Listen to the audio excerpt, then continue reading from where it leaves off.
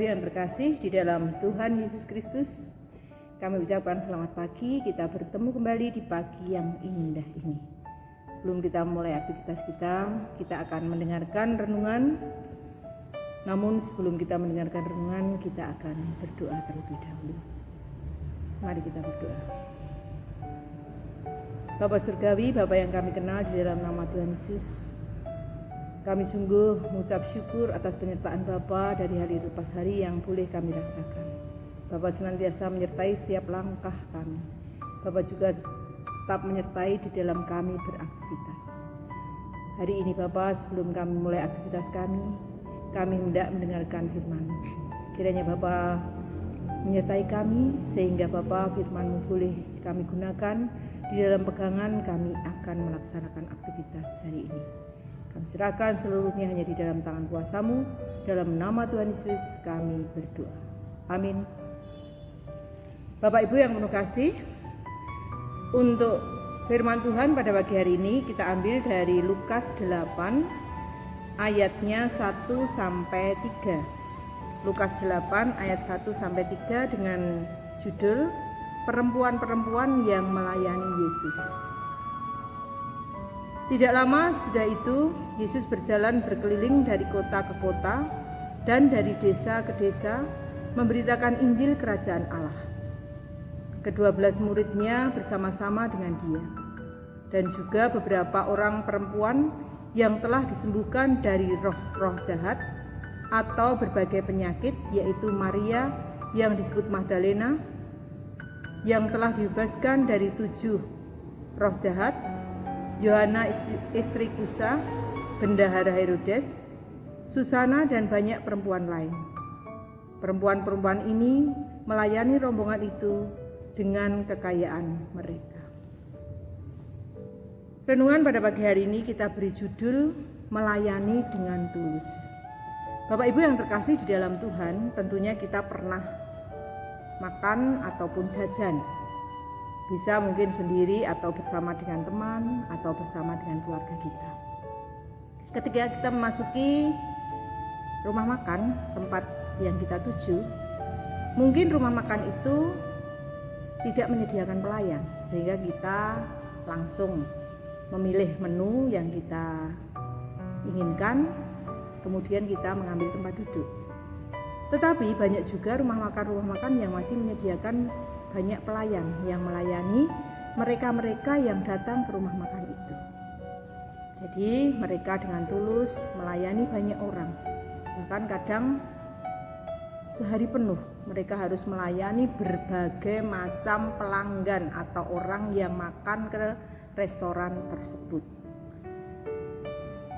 Tidak setiap pembeli yang datang ke restoran atau rumah makan itu bisa menghargai jasa dari pelayan itu. Walaupun mereka menyajikan makanan dengan sepenuh hati, kadang masih banyak juga yang memandang sebelah pekerjaan mereka. Bahkan merasa risih mungkin dengan pelayan yang mungkin kondisinya tidak bersih atau tidak sesuai dengan yang diharapkan oleh pembeli tersebut. Bapak Ibu yang terkasih di dalam Tuhan, itu mungkin gambaran kita sekilas tentang pelayan yang ada di rumah makan. Namun kita juga mungkin menghadapi pelayan-pelayan lain, mungkin juga di rumah-rumah yang membutuhkan asisten rumah tangga ataupun pelayan-pelayan di toko atau di tempat-tempat tertentu. Kadang kita tidak berpikir, Bapak Ibu, bagaimana seandainya pelayan itu tidak ada. Tentunya kita semua sebagai orang percaya pernah melayani sesama kita. Apalagi kita sebagai ibu mungkin melayani anak-anak kita di rumah. Sebagai orang yang bekerja, entah itu di kantor ataupun di perusahaan atau dimanapun, kita harus melayani juga. Bisa mungkin yang berhadapan langsung dengan masyarakat atau mungkin melayani bos dan teman kita, yang semuanya mungkin dengan model yang berbeda. Kadang juga kita harus melayani di gereja. Tentunya kita mengerjakan setiap tugas yang dibebankan pada kita, itu harus dengan sungguh-sungguh tanpa rasa gerundel atau bersungguh-sungguh dalam hati kita. Apalagi kalau itu pelayanan di gereja. Walaupun mungkin pelayanan itu rutin Bapak Ibu, sudah sering kita lakukan. Walaupun sudah sering kita lakukan, tetap kita harus melakukan dengan penuh semangat, sukacita, dan tulus hati kita. Bapak Ibu yang terkasih, di dalam ayat tadi ada bacaan yaitu perempuan-perempuan ini melayani rombongan itu dengan kekayaan mereka. Ternyata banyak perempuan yang sudah ikut dalam pelayanan di gereja, Bapak Ibu. Bagi Tuhan, baik itu laki-laki maupun perempuan, sama kedudukannya.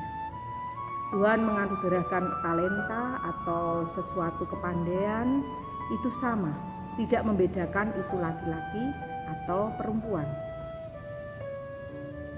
Tuhan tidak pernah memilih siapa yang boleh menjadi mitranya ataupun hambanya untuk mengerjakan setiap tugas atau karya yang luhur, juga memiliki hati yang tulus dan tentunya berkenan di hadapan Tuhan.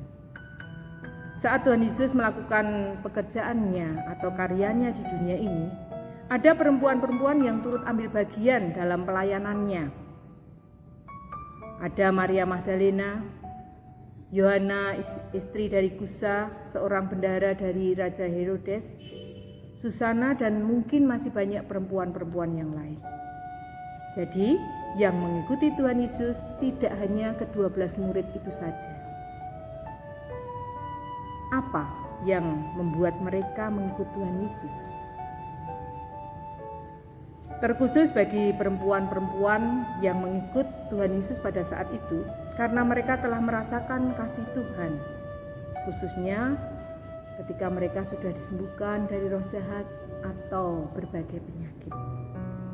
Oleh karena itu, mereka tidak merasa keberatan ketika harus mempersembahkan miliknya demi mengikuti dan menjadi atau melayani Tuhan Yesus. Mereka mempersembahkan hidupnya dan miliknya sebagai wujud syukur kepada Tuhan. Bapak Ibu yang terkasih, ketika kita bisa menyadari dan merasakan kasih Tuhan Allah, kita akan terdorong untuk melayani dengan segenap hati kita. Marilah kita membangun semangat pelayanan kepada Tuhan karena kasih-Nya kepada kita. Jangan kendor hanya karena masalah-masalah yang sepele. Tuhan Yesus juga berkenan memanggil para wanita yang pada saat itu dianggap lemah, bahkan dipandang hanya sebelah mata. Namun dari perempuan-perempuan ini banyak contoh dalam pelayanan-pelayanan kasih dengan sepenuh hati. Tuhan memberkati setiap pelayanan kita yang kita lakukan dengan sepenuh hati dan segenap hidup kita. Marilah kita melayani dengan tetap menjaga kesehatan. Dimanapun kita berada, kita tetap memakai masker, sehingga apapun yang kita kerjakan hanya untuk keluhuran nama Tuhan. Selamat beraktivitas, Tuhan memberkati. Amin.